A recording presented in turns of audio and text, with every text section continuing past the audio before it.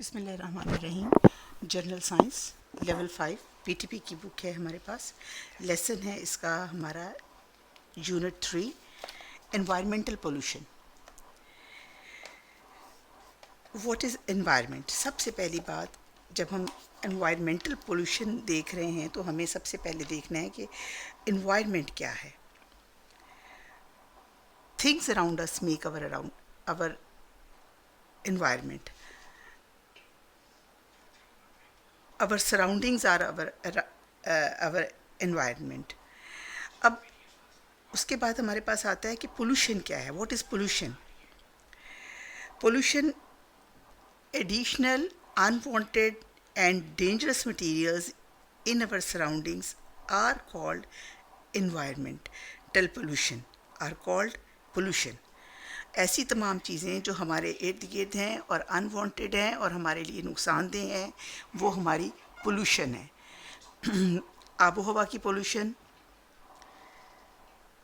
आबो हवा क्या होती है? किसी जगह में जो ऑक्सीजन, जो आपकी हवा चलती है, उसके अंदर जितनी भी गैसेस हैं, उसके अंदर अगर आपकी वो गैसेस जो आपको रिक्वायर्ड हैं सांस लेने के लिए, बढ़ने के लिए, फलने फूलने के लिए, तो वो आपकी एक अच्छी हवा है। लेकिन अगर उस हवा के अंदर ज़्यादा टॉक्सिक मटेरियल्स आ जाएं, जैसे कारखानों की धुआं आ जाए, गाड़ियों का धुआं आ जाए, इवन आपके घर के किचन से ज़्यादा धुआं अगर जैसे पराठे बनते हैं या कोई और मामला होता है, तो आपके कमरे में उससे जो एक धुआं आता है वो हमारी एनवायरनमेंट को उतना सेफ़ नहीं रहने देता और हमें ख़ुद महसूस हो रहा होता है कि ये हमारे लिए अच्छा नहीं।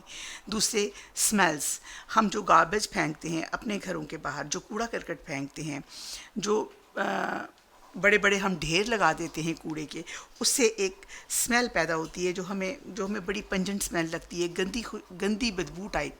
वो स्मेल एक्चुअली जब हमारा बैक्टीरियल या फंगस मटेरियल वहाँ बढ़ता है और डिके शुरू होता है, और उसमें हमारी डिकेइंग के दौरान क्या होता है, ऑक्सीजन जो है वो कंज्यूम कर रहे हैं और बाकी गैसेस को वो रिलीज़ कर रहे हैं। ये तमाम चीज़ें हमारी एनवायरनमेंट को ख़राब करती हैं। अगर आपने महसूस किया हो कि किसी जगह कोई जानवर मर जाए, तो 1 या 2 दिन के बाद उस इलाके से बहुत गंदी स्मेल आती है। इस दौरान भी क्या हो रहा होता है कि जो आपने लास्ट लेसन में पढ़ा कि आपकी बैक्टीरियाज़ और आपके जो फंगस है, फंजाइज़ हैं, वो उस पर काम कर रही होती हैं, उसको डीकम्पोज़ कर रही होती हैं। उस डीकम्पोजिशन के दौरान आपकी ऑक्सीजन, एनवायरमेंटल ऑक्सीजन यूज़ हो रही है और उससे जो गैसेस निकल रही हैं दीगर, वो हमारी एनवायरनमेंट को ख़राब कर रही हैं। तो ये तमाम चीज़ें हमारी पॉल्यूशन में आ जाती है। इसी तरह फिर यही चीज़ें हम मोस्टली सोचते हैं कि ये तो सारा कूड़ा करकट है और इसको जो है ना साइड पर ढेर लगा दें। ये आबो हवा के साथ हमारी ज़मीन को ख़राब करती हैं।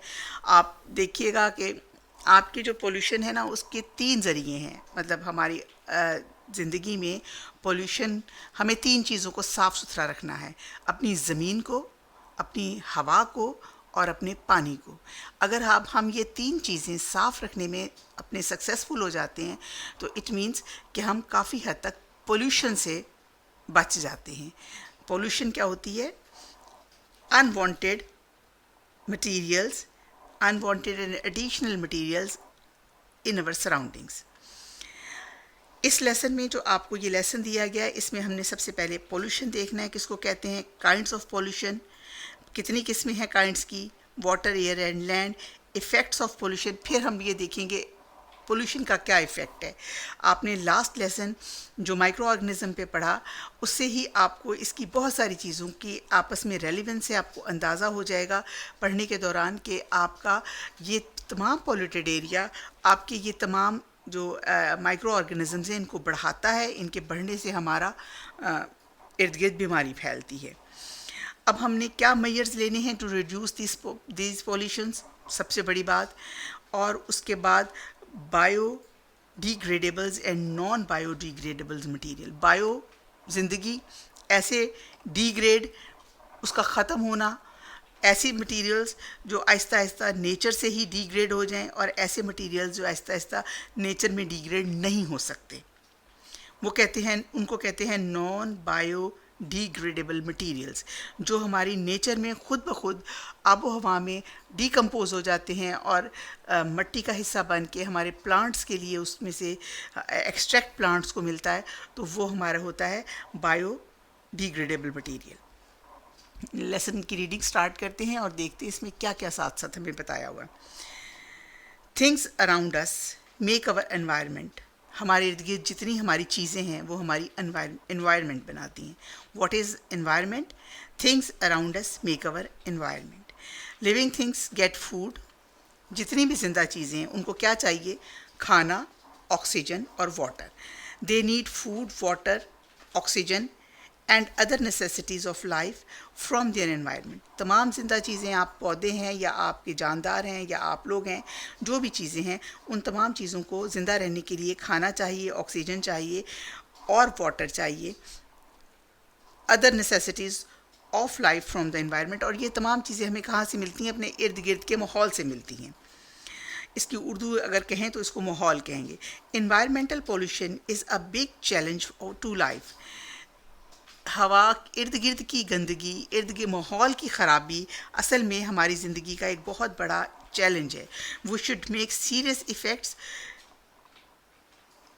हम बहुत सीरियस इसके असरात होंगे to reduce pollution in the environment. अगर हम पोल्यूशन जो है एनवायरनमेंट में कम करने में कामयाब हो जाएं तो इसके बहुत सीरियस अच्छे नताइज निकलेंगे।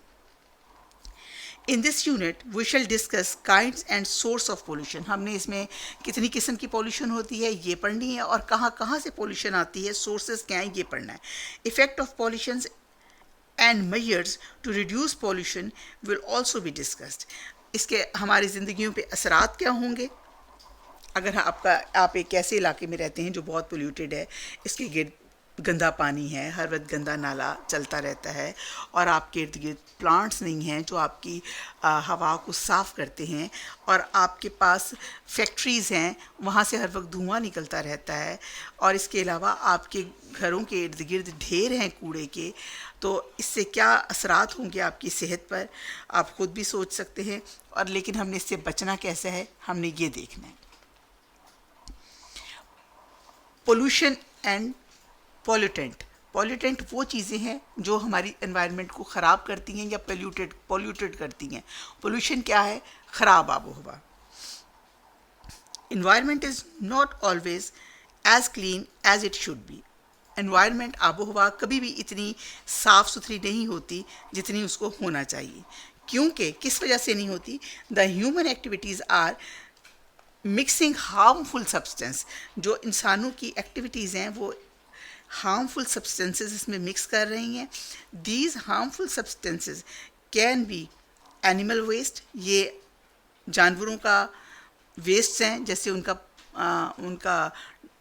डंक है, गोबर है, और उनका जो भी एक्स्ट्रा बचा हुआ खाना है, या कोई एनिमल बीमार है उसके ज़ख़म हैं। इंडस्ट्रियल वेस्ट, इंडस्ट्रीज़ जो लगी हुई हैं वो जो उनमें से जो बचता है बाकी मटेरियल। ऐश, यानी कि ऐश कहते हैं आप उसको, जो जलने के बाद चीज़ बच जाती है।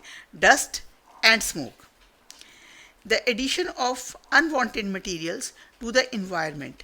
द एडिशन ऑफ, ये देखिए, what is environment, what is pollution, what is pollution, ये आंसर है, और ये क्वेश्चन आपसे एक्सरसाइज में भी पूछा गया है। The addition of unwanted materials to the environments that make it fit, जो इसको दैट मेक इट अनफिट, जो इसको अनफिट बनाता है।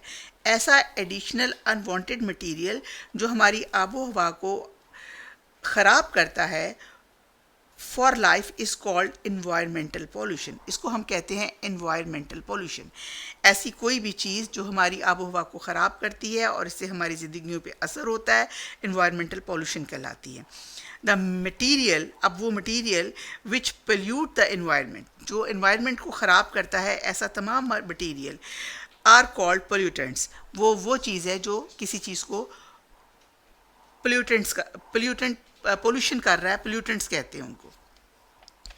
अब वही वाली बात आ गई, काइंड्स ऑफ पोल्यूशन क्या है? काइंड्स ऑफ पोल्यूशन हमने ओरली डिस्कस की हैं। Air, water and land are the parts of environment. हमारी आबोहवा के क्या हिस्से हैं? हमारे पास हवा है, पानी है और ज़मीन है।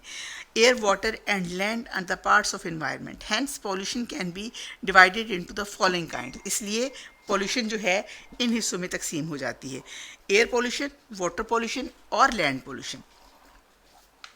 एयर पॉल्यूशन क्या है?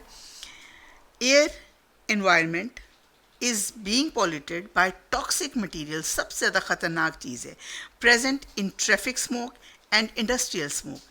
आपके पास कोई कारखाना है जहाँ प्लास्टिक की बोतलें बनती हैं या कोई और ऐसी चीज़ है जिससे धुआं निकलता है, कितनी पॉल्यूशन है।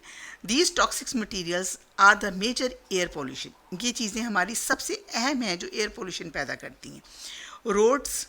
Road dust and burning of fuels, जलता हुआ ईंधन, सड़कें, रोड डस्ट, सड़कों की मट्टी, in burning fuels in homes and furnaces are also polluting the air. Furnace होता है आपका बर्नर, बड़ा सा, ये है इंडस्ट्रियल स्मोक। देखिए ये चीज़ें जलाई जा रही हैं और ये बर्निंग स्मोक है। आप देखिए कि प्लांट्स कैसे ज़िंदा रह सकते हैं जब आपके आबो हवा में इतना ज़्यादा पोल्यूशन होगा तो फोटोसिंथेसिस का अमल स्लो हो जाता है। जब फोटोसिंथेसिस स्लो हो जाती है तो प्लांट्स पे, जब उसकी ग्रोथ ही अच्छी नहीं होती तो प्लांट्स ना प्रॉपर फ्रूट दे सकते हैं, ना प्रॉपरली उनकी खूबसूरती बाकी रहती है। ये ट्रैफिक स्मोक है, ये तो आप डेली देखते हैं। इंडस्ट्रियल स्मोक भी फैसलाबाद के रहने वाले बच्चे तो अक्सर देखते हैं। जितने भी इंडस्ट्रियल एरियाज़ हैं उनके बच्चे अक्सर ये इस चीज़ को देखते हैं। और उसके बाद आपका ये जो है हमारे इर्द गिर्द कूड़ा इकट्ठा करके, घास को और चीज़ों को इकट्ठा करके आग लगा देने वाला जो एक ट्रेंड है, ये भी हमारे उसमें बहुत आता है। अच्छा, ये एक एक्टिविटी आप करके देखिए। Hang a clean tissue paper in open space. अपने घर के बाहर एक जो कपड़े टांगने वाली चुटकी होती है उसके साथ या टेप के साथ किसी भी तार पर हवा जिससे गुजरे टिश्यू पेपर लगा दीजिए। Observe it after a day और टू यूजिंग मैग्नीफाइंग ग्लास। आपके पास अगर वो मैग्नीफाइंग ग्लास है जिसको लेंस कहते हैं, जिससे चीज़ें बड़ी नज़र आती हैं, अगर वो नहीं है तो किसी बुज़ुर्ग का कोई चश्मा ले ले नज़दीक का, उससे दूर नज़दीक करके उसके ऊपर आप लगा कर नहीं देखना, उसका लेंस यूज़ करना है आपने सिर्फ। You can see any materials attached with the tissue paper. Where did these materials come from. फिर आप खुद बता सकेंगे ये मटीरियल्स कहाँ से आए हैं। नेक्स्ट है water pollution. We are adding sewerage and industrial waste in rivers. हमें अकल नहीं है इस बात की। आप देखें आपके रिवर कैनाल्स के करीब करीब जितने घर होते हैं वो अपने घर का गंदा पानी का पाइप अक्सर उनमें डाल देते हैं। तो ये जो सीवरेज वाटर होता है, और इसी तरह इंडस्ट्रीज़ ये चालाकी करती हैं कि गवर्नमेंट को पता ना चले, अपना इंडस्ट्रियल जो वाटर वेस्ट है वो कैनाल्स में डाल देती हैं। या कई बार आपने नोट किया होगा बड़े बड़े टैंकर्स पानी के भर के आ रहे होते हैं और वो इधर उधर स्प्रे कर रहे होते हैं। इंडस्ट्रियल वाटर होता है उनमें। Waste into rivers, canal, streams and oceans. ये इसको कभी अब आप नोट कीजिएगा कि क्या हमारे सीवरेजेस का पानी किसी भी इलाके में, आपके इलाके में नहीं, किसी भी इलाके में जहाँ से भी आपका गुजर हो रहा हो, कहीं नदी नालों में तो नहीं जा रहा। ऐसा पानी जो कैनाल्स में जो पौधों को लगता है उनमें तो नहीं डाला गया। In this way we are polluting the water. हम पानी को पोल्यूट कर रहे हैं और वही पानी जब हमारी सब्जियों को लगता है तो आप देखें उसके अंदर कितने टॉक्सिक मटीरियल्स हैं, कितने हैवी मटीरियल्स हैं। इसीलिए वो सब्जियां जो हैं कहा जाता है कि ये खाने के काबिल नहीं है। Highly toxic materials present in industrial water are the major causes of water pollution. The germs present in the sewerage, और सीवरेज वाटर जो आपका गलाजत का, लेट्रिनों का, गटरों का गंदा पानी है, और hospitals and gutters are also waste water pollutants. ये तमाम चीज़ें अगर आपके कैनाल्स में, रिवर्स में और स्ट्रीम्स में इनका वेस्ट जाएगा तो वो तमाम की तमाम चीज़ें पोल्यूट होंगी ही होंगी, आप जो भी कहें उसको आप नहीं रोक सकते इस चीज़ से। इसलिए हम बतौर शहरी हम सबका ये फ़र्ज़ है, हम इस चीज़ का नोटिस लें कि कोई ऐसी जगह, कोई ऐसा इलाका जहाँ पर इस तरीके से पानी को वेस्ट किया जा रहा है तो नहीं है। अगर है तो हम उसका नोटिस लें और उसकी कंप्लेंट करें। ये देखिए, ये सीवरेज डिस्चार्ज है, ये गंदे पानी के आ रहे हैं और ये कहाँ डाला हुआ है। ये पोल्यूटेड वाटर, ये पानी है जो गंदा होकर आपको नज़र आ रहा है। अब पानी के बाद हमारे एयर पोल्यूशन हो गया, वाटर पोल्यूशन हो गया। अब आप देखें कि आप अपनी ज़मीन को हम कैसे गंदा करें। ये सब कुछ हम खुद कर रहे हैं। We throw our domestic trash, अपना घरेलू कूड़ा at open places on the land, हम अपना घरेलू कूड़ा सड़कों पर खुला फेंक देते हैं।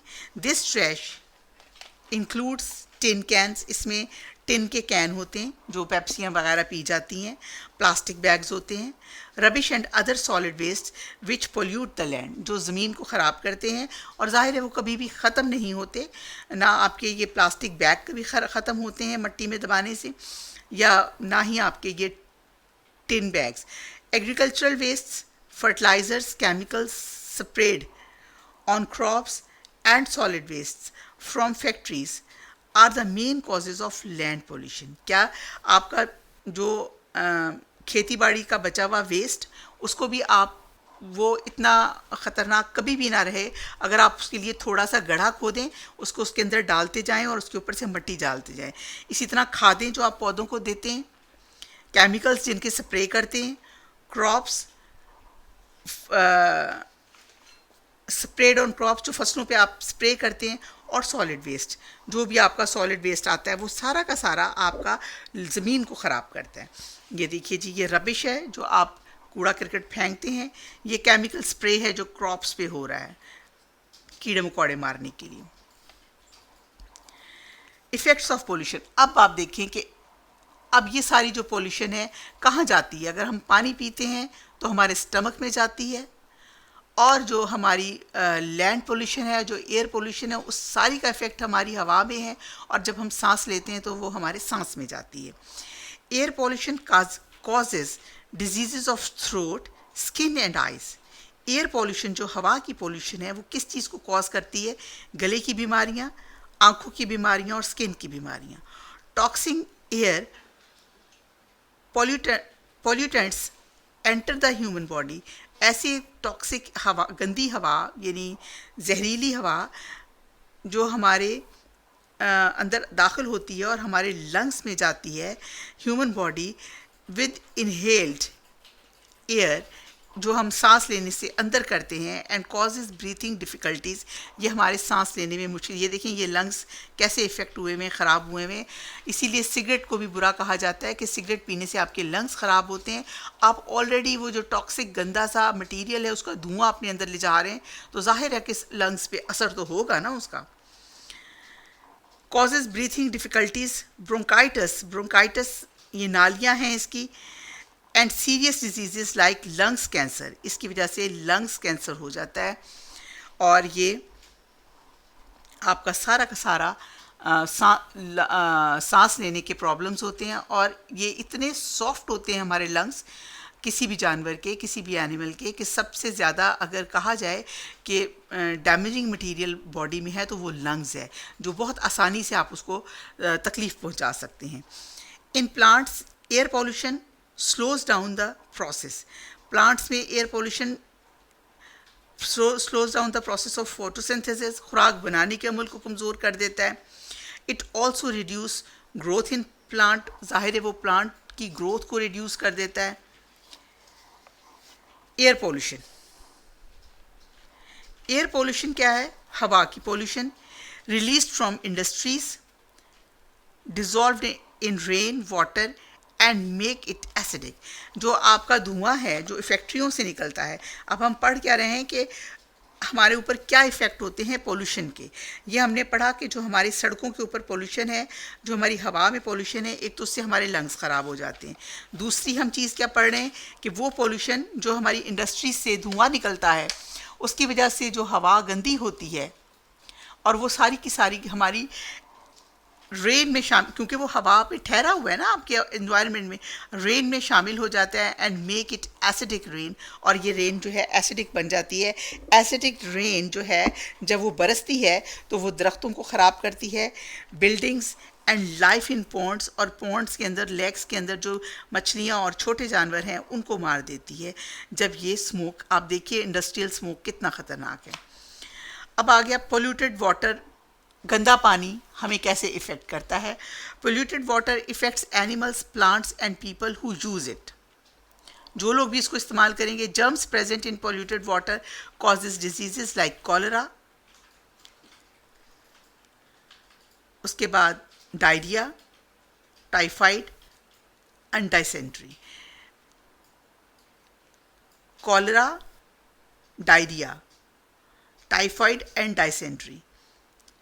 ये डायरिया तो होता है इसहाल की बीमारी, जो पेट दर्द, और टाइफाइड आपको पता ही है, ये एक स्पेशल बीमारी है टाइफाइड की, जो आपको आपकी वायरल नहीं है, ये वायरल नहीं है आपकी टाइफाइड, आपने पीछे पढ़ा था। टाइफाइड आपकी वायरस से नहीं फैलती बल्कि बैक्टीरिया से फैलती है। और डाइसेंट्री, डाइसेंट्री भी ऐसी ही बीमारी है। इट मीन्स कि ये सब कुछ जब होता है तो आपकी बैक्टीरियल डिजीजेस बढ़ती हैं। टॉक्सिक मटीरियल लाइक मरकरी, अब जो इंतहाई ख़तरनाक मटीरियल है मरकरी, मरकरी पारे को कहते हैं, जो आपके थर्मामीटर में थोड़ी सी हीट के साथ यूं फैल जाता है। लेड, जो आपके पेंसिल के सिक्के के अंदर होता है। Chromium, arsenic etcetera are present in industrial waste. ये तमाम चीज़ें आपका इंडस्ट्रियल वेस्ट में होती हैं। क्या टॉक्सिक मटीरियल्स है? Mercury, lead, chromium, arsenic, which polluted the water and land environment, जो हमारे हवा को और पानी, जो इंडस्ट्रियल वाटर हमारा कैनाल्स और रिवर्स में जाता है उससे वो पानी को डैमेज करते हैं, और जो धुएं में आता है उससे हमारी हवा डैमेज होती है। These causes serious diseases like cancer and brain damage. ये हमारा ब्रेन डैमेज और कैंसर का बाइस बनते हैं।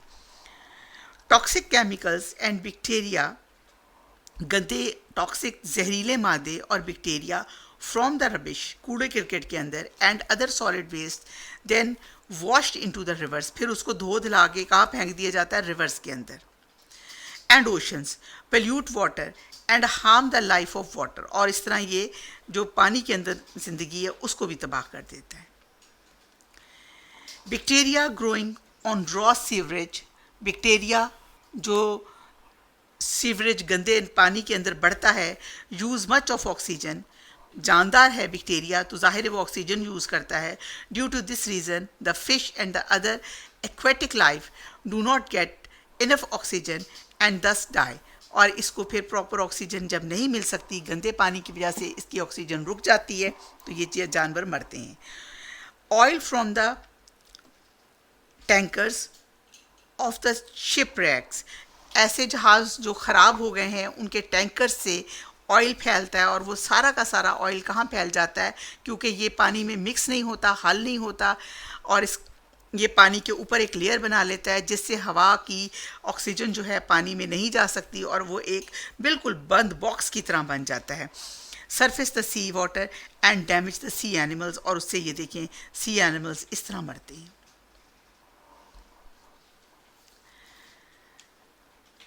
अच्छा, ये क्या है? Do you know running the engine of a motor vehicle, जो एक गाड़ी की चलते हुए इंजन है इन अ क्लोज्ड गैराज। अगर आपकी गाड़ी किसी गैराज में खड़ी है और उसका इंजन स्टार्ट है तो उसके अंदर से जो कार्बन डाइऑक्साइड निकल रही है वो कार्बन मोनोऑक्साइड होती है।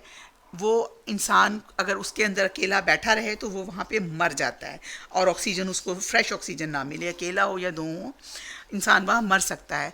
और ये कार्बन मोनोऑक्साइड ही है जो हमारे से निकलती है जनरेटर्स से। इसीलिए जनरेटर्स को भी कहा जाता है खुली हवा में रखें, ताकि खुली जगह पे रखें, ताकि इससे निकलने वाली गैसेस जो हैं किसी एक घर के अंदर उसको नुकसान ना पहुंचा सकें। ये तमाम चीज़ें हमारे लिए इंतहाई डैमेजिंग है। ऐसे धुआं, हमें इन चीज़ों को रिड्यूस करना चाहिए, इनके यूज़ को कम से कम करना चाहिए। मैयर टू रिड्यूस पॉल्यूशन, अब हमें क्या मैयर्स लेने चाहिए? देखिए, जनरेटर्स की जगह तो हम अपने वो लगा सकते हैं आपके सोलर पैनल्स, उससे पोल्यूशन नहीं है, आप बैटरीज यूज़ करते हैं, बहुत लेस पोल्यूशंस है। और जो इंडस्ट्री है उसको आप उसके जितना भी आपका वेस्ट है उसको आप किसी ऐसे प्रोसेस से गुजारिए पहले कि उसके अंदर से टॉक्सिक मटेरियल्स कहीं जमा कर लें। जैसे चाइना ने किया कि जितने कार्बन था उसको वो गुजारने से पहले किसी जगह इकट्ठा कर लेते हैं, कार्बन लेस जो बाकी हवा है उसको हवा में छोड़ते हैं और वो जितना कार्बन है उसको इकट्ठा करके उससे डायमंड, आर्टिफिशियल डायमंड बनाते हैं।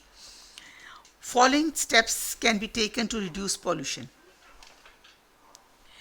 Factories and industries should be shifted away from the cities. Factories और industries को shift कर देना चाहिए शहरों से बाहर. Industry waste should be trashed and made ineffective before releasing into the atmosphere. और ये तमाम चीज़ें जो हम हवा में छोड़ देते हैं इंडस्ट्री की, गंदा धुआं, इसको पहले से आपको इनइफेक्टिव करना चाहिए। इससे बैड मटेरियल्स को कहीं अलग से निकालना चाहिए, उसको ख़त्म करना चाहिए। Industrial waste and sewerage should not be added into the fresh water, और ये हमें फ्रेश वाटर में ऐड नहीं करना चाहिए और अदर वाटर बॉडीज़ और दूसरी ऐसी जगह जहाँ पे हमारा पानी है। डोमेस्टिक रबिश, घरों का कूड़ा and other solid waste should not be thrown into the streets or open places. इसको कूड़े को ओपन जगह पे नहीं फेंकना चाहिए। इसका बहुत अच्छा तरीका है, प्लास्टिक बैग्स बिल्कुल यूज़ ना किए जाएं। हर इलाके में छोटा सा गड्ढा जिसके अंदर आप पानी आप अपना कूड़ा डाल दें और उसके बाद आपके इलाके का माली उस कूड़े को उस डिगिंग को भर दे, या जो आपका कूड़ा लेके जाने वाला आदमी है वो कूड़ा लेकर जहाँ जाता है, इसकी पूरी इंडस्ट्री बनाई जानी चाहिए जो वहाँ कूड़े के यूज़फुल और तमाम मटेरियल्स को अलग अलग करे और उनको जो रिसाइकिल होने वाले उन्हें रिसाइकिल करे। जो आपके ऐसे हैं डीकम्पोज़र्स से जल्दी डीकम्पोज हो जाते हैं, उनको कहीं आप डंप करें और उसके ऊपर मिट्टी डालें ताकि वो आपकी हवा में गंदे तरीके से पंजेंट स्मेल ना फैलाएं और वो डीकम्पोज होकर पौधों के लिए फ़ायदेमंद हो। और वो चीज़ें जो आपकी इंतहाई नॉन बायोडिग्रेडेबल सब्सटेंसेस हैं, जैसे प्लास्टिक की बॉटल्स, प्लास्टिक के लिफाफे और ये सब चीज़ें, ये अगर रिसाइकिल हो सकती हैं तो इनको दोबारा से रिसाइकिल करके इनको कई बार इस्तेमाल किया जाए। यही इसका एक बेहतरीन हल है। Reduce the number of vehicles on the roads, recycle the plastic wastes, plastic की जो चीज़ें हैं उनको रिसाइकिल किया जाए, cans, bottles and shopping bags.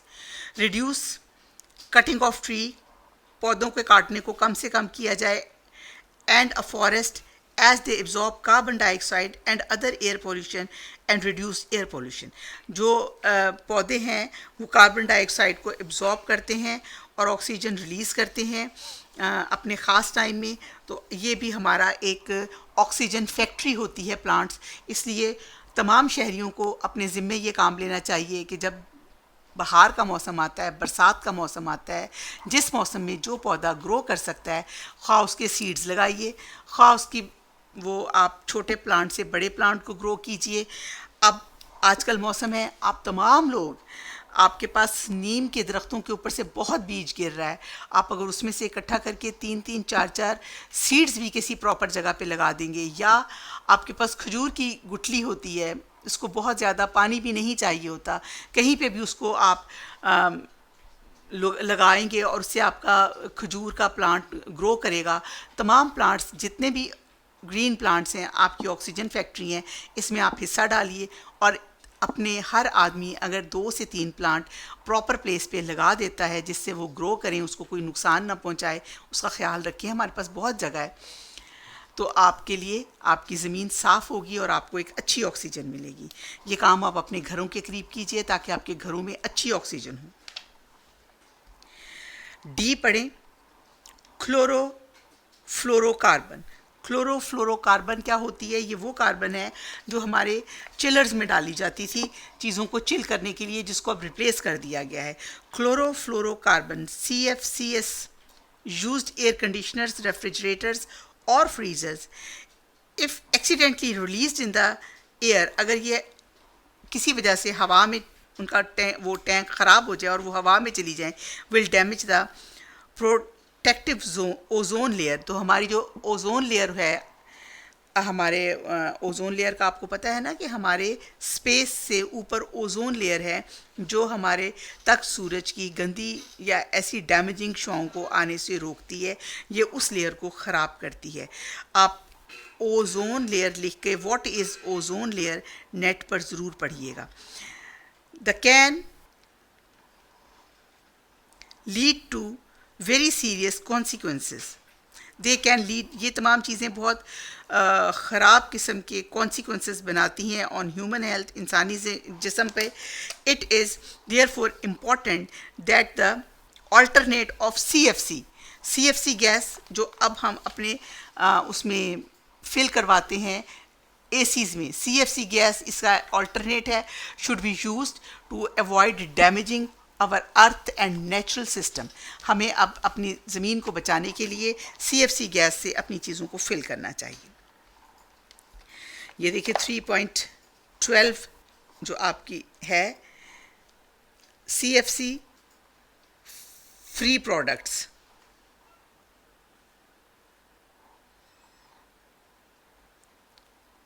ये देखिए डिस्पोजल ऑफ रबिश को कैसे डिस्पोज किया जा सकता है।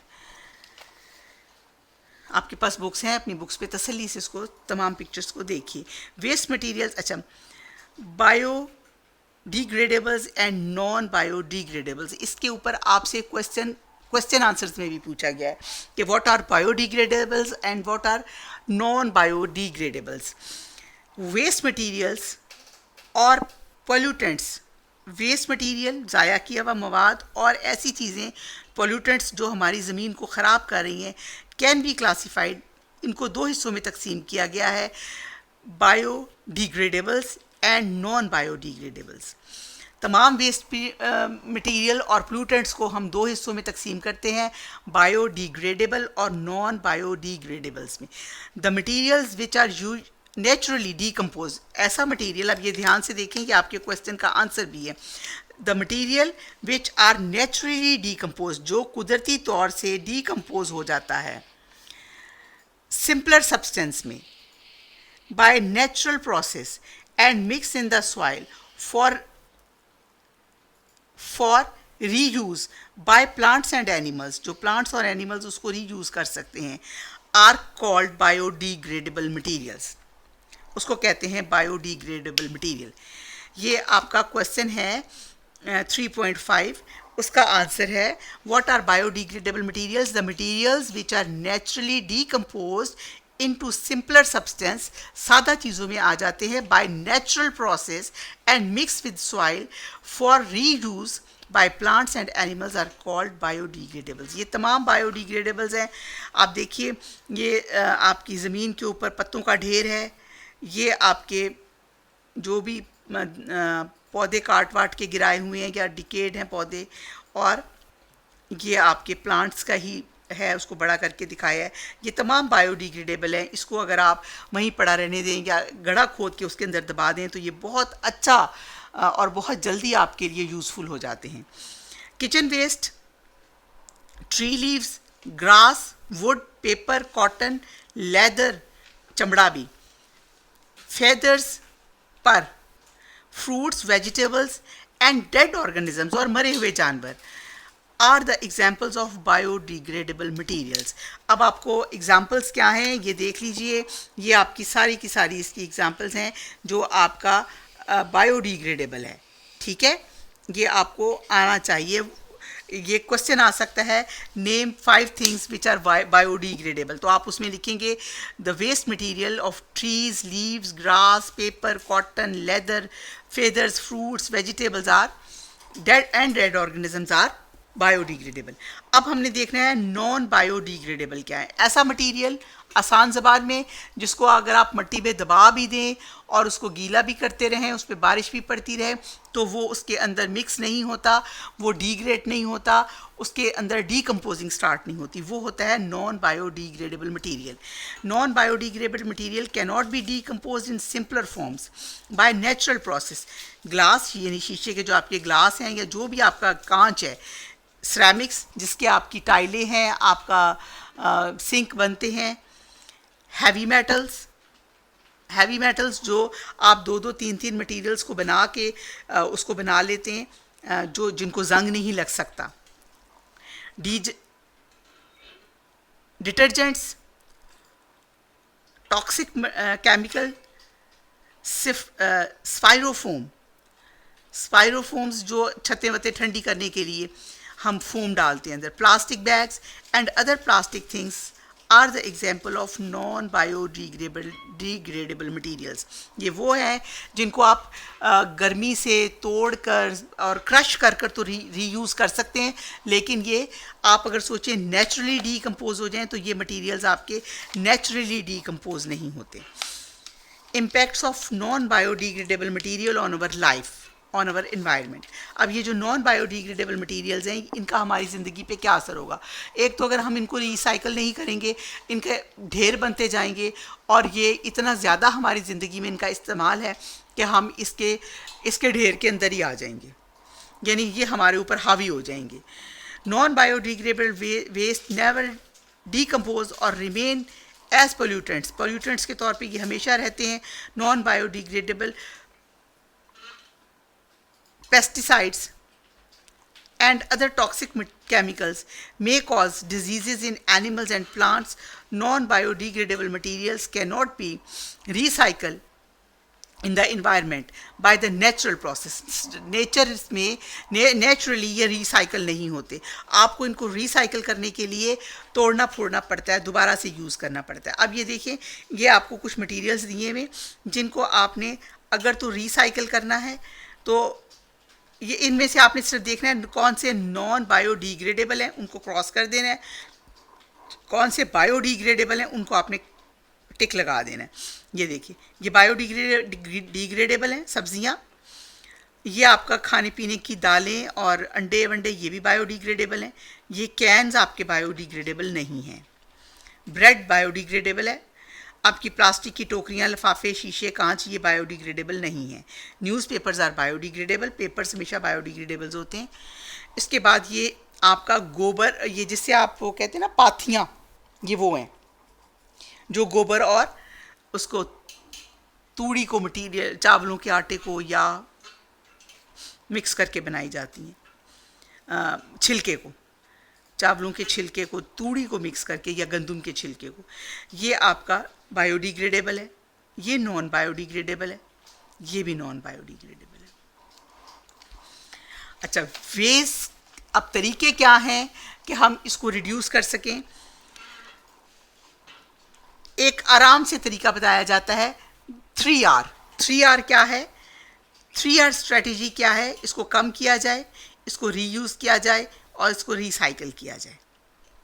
ठीक है, इन तमाम चीज़ों को, ये 1R 2R 3R। 3R क्या है? रिड्यूस, रीयूज़ और recycle is an easy way to control pollution due to non-biodegradable wastes. non-biodegradable waste के साथ ही ये हमें यूज़ करना पड़ता है।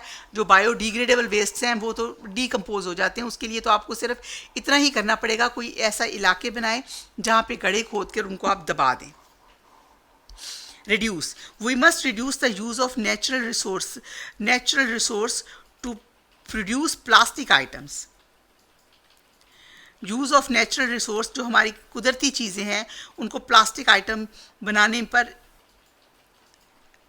का इस्तेमाल कम से कम करना चाहिए। And other non biodegradable materials, और दूसरे जो नॉन बायोडिग्रेडेबल मटेरियल्स बनते हैं उनमें we should stop using plastic bags और ग्रॉसरी, स्नैक्स एंड सैंडविचेस के लिए जो हम प्लास्टिक बैग यूज़ करते हैं वो हमें छोड़ने पड़ेंगे। आगे आ गया इसका reuse. The things which are made of non biodegradable materials should be used again and again. इनको हमें बार बार इस्तेमाल करना चाहिए फॉर वेरियस पर्पस। जैसे घी का डब्बा आया है, उसकी बाल्टी बना लें, उसको फेंके नहीं।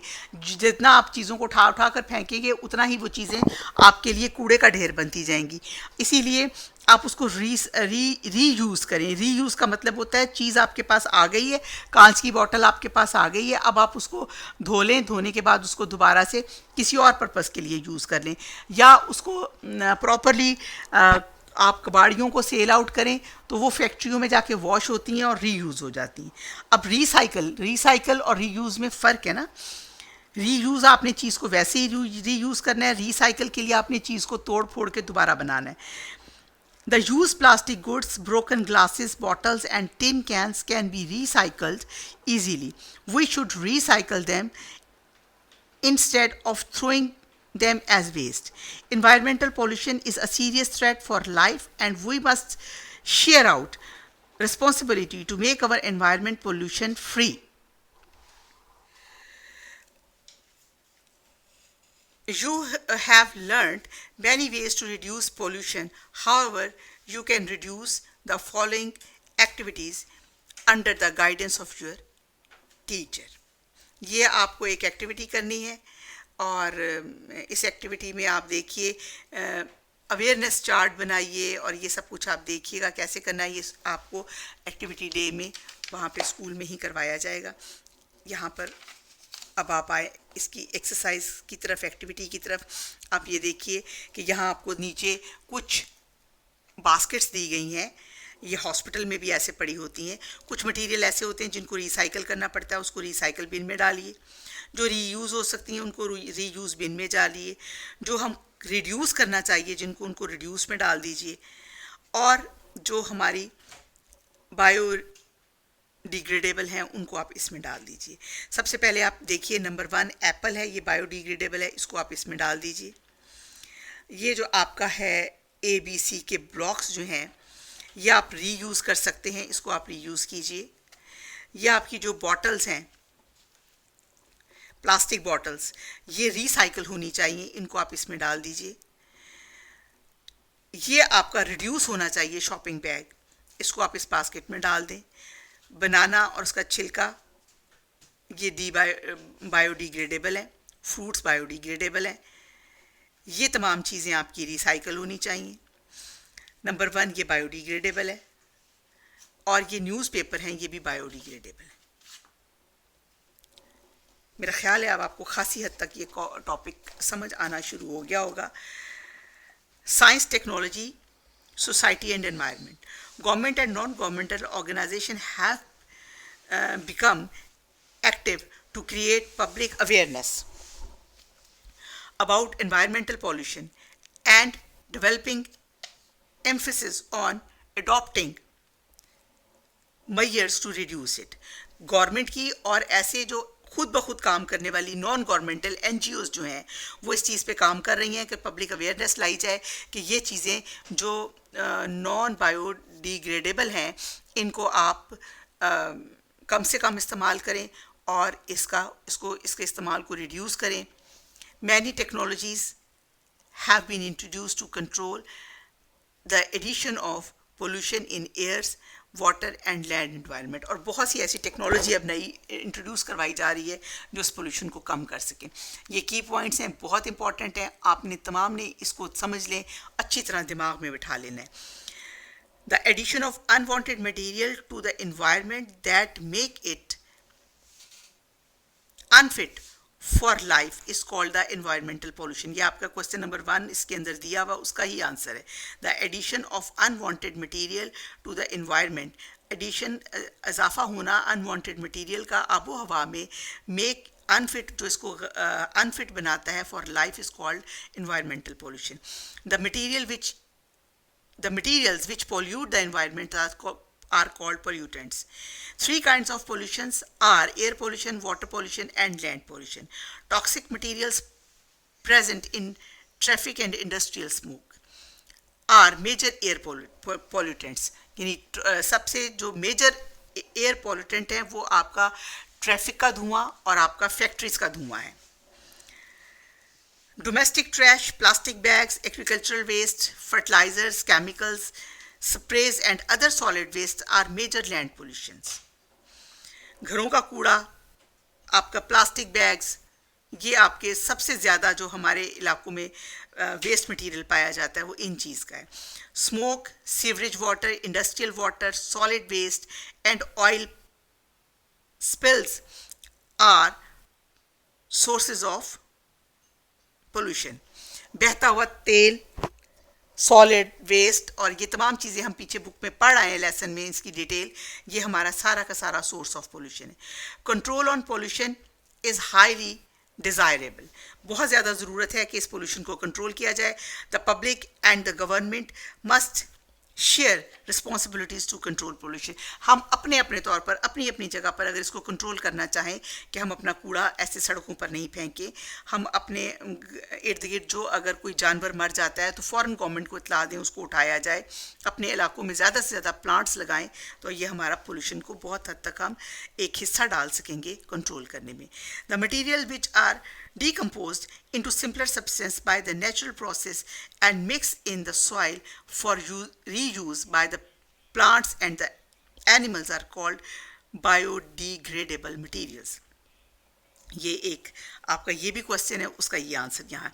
The materials which cannot be decomposed into simpler substances by natural process are called non biodegradable materials.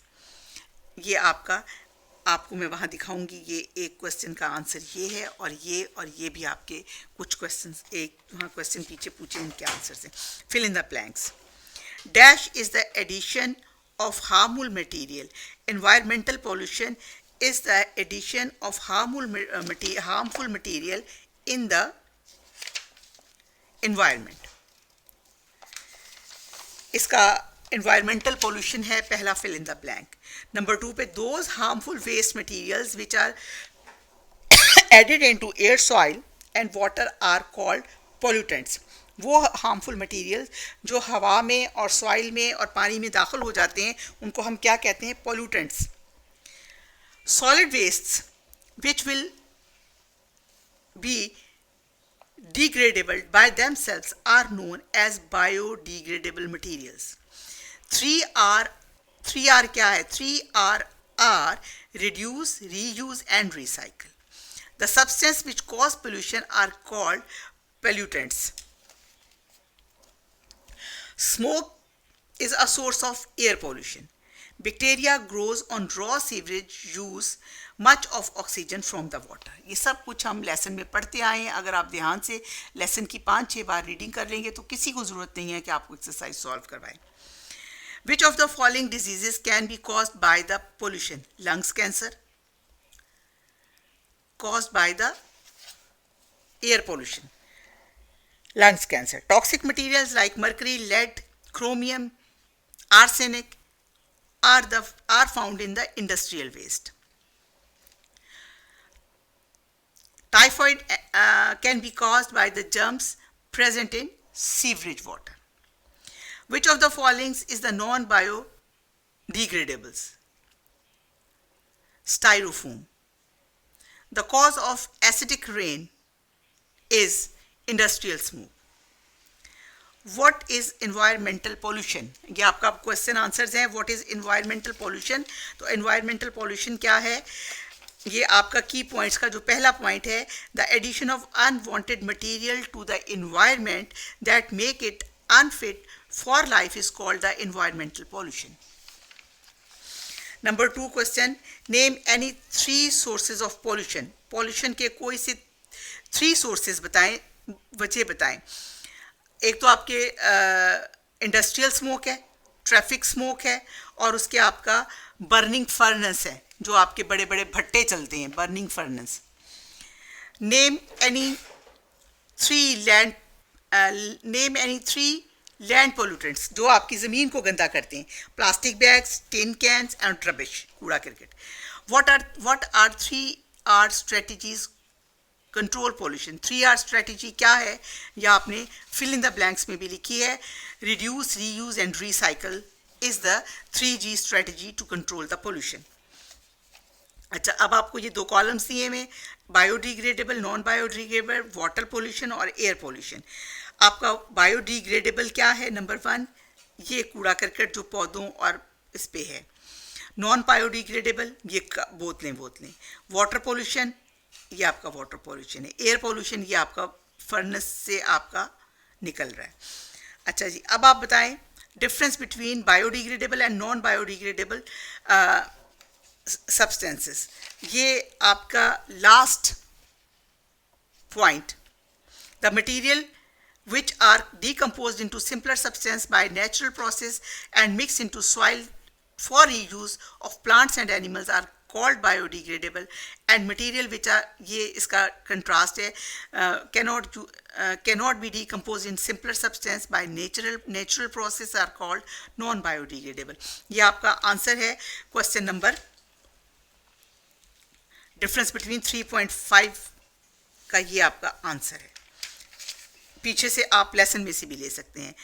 Describe the effects of, अब आपको ने बताना है पोल्यूशन के इफेक्ट, एयर पोल्यूशन के क्या इफेक्ट हैं, वाटर पोल्यूशन के क्या इफेक्ट हैं और लैंड पोल्यूशन के क्या इफेक्ट हैं, हमारी ज़िंदगियों पे क्या असरात हैं इसके, ये भी आपके लेसन में तमाम के तमाम अलग अलग हेडिंग के साथ दिए हुए हैं। इफ़ेक्ट्स ऑफ पोल्यूशन, इसमें से अलग अलग कीजिए वाटर पोल्यूशन के और हेडिंग दे के लिखिए कि वाटर पोल्यूशन के इफ़ेक्ट्स, एयर पोल्यूशन के इफ़ेक्ट और लैंड पोल्यूशन के, ये आपने इफ़ेक्ट्स ऑफ पोल्यूशन में से निकालने हैं।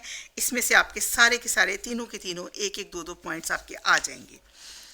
Briefly describe the way to reduce air pollution, land pollution and water pollution.